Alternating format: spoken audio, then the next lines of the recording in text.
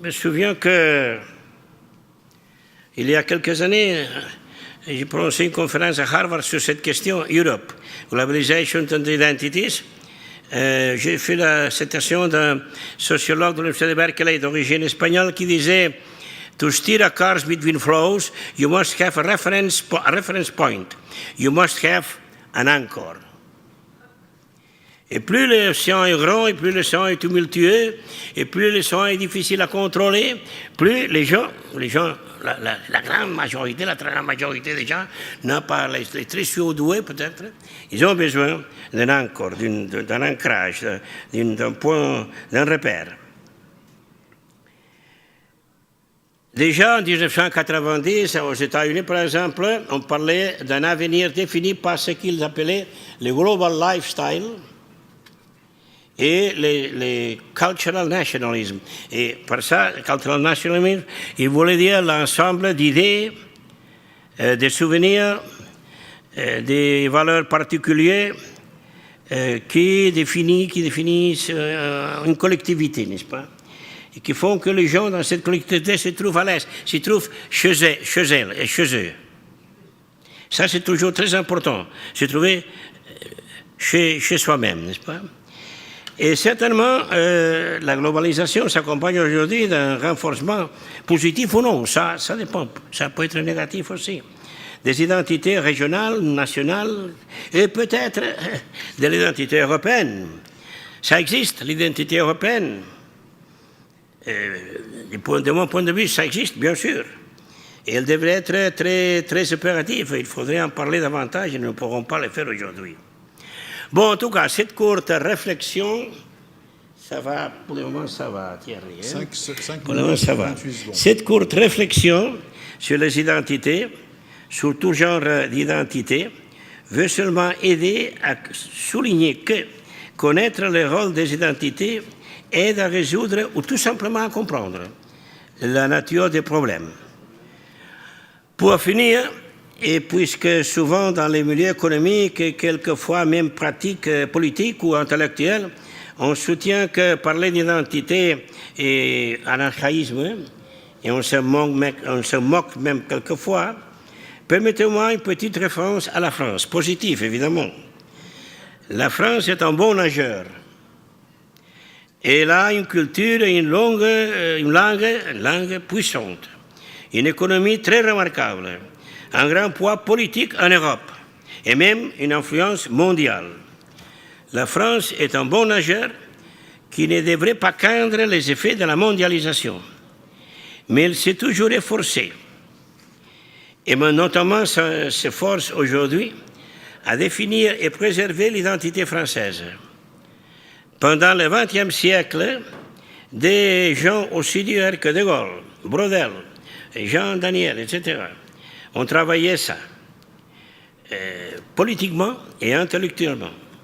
Travaillé à renforcer cette identité. Le président Sarkozy lui-même insiste sur l'importance de cet enjeu. Et hier, dans les Figaro que vous avez trouvé dans votre chambre à l'hôtel, vous avez pu lire comme dans le cadre d'un débat lancé par l'Institut Montaigne, qui sera clôturé par le président Sarkozy lui-même, Max Gallo, de l'Académie française, définit les 10 points cardinaux de l'identité française, dont l'un des principaux est la langue. Et je me souviens que Thierry de Montbrial, il y a quelques mois à Barcelone, a fait une conférence et il disait qu'il était préoccupé aussi pour la langue française. À mon avis, il a une santé formidable. Mais en tout cas, la France veut être sûre que la langue française va résister les effets de la mondialisation et de la très, très, très grande influence, évidemment, de l'anglais.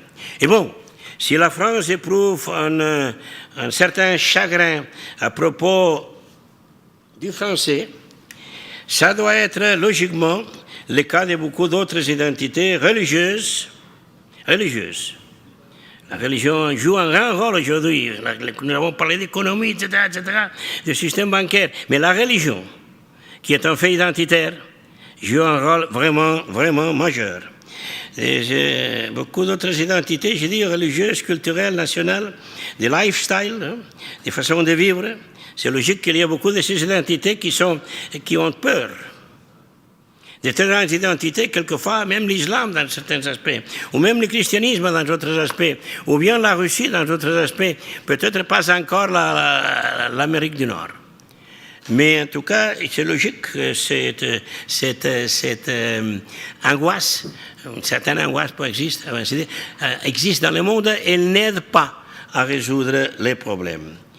Et c'est une crainte qui agit dans tous les domaines, dans tous les peuples, dans toutes les collectivités, dans toutes les civilisations. Bon, je devrais finir, mais je ne le fais pas. Ne le ferai pas. Je finirai, je veux dire. Je finirai. Mais ce que je ne ferai pas, c'est que je devrais finir en posant une question qui est fondamentale. Non? Y a-t-il une identité européenne? Bon, oui. À mon avis, oui.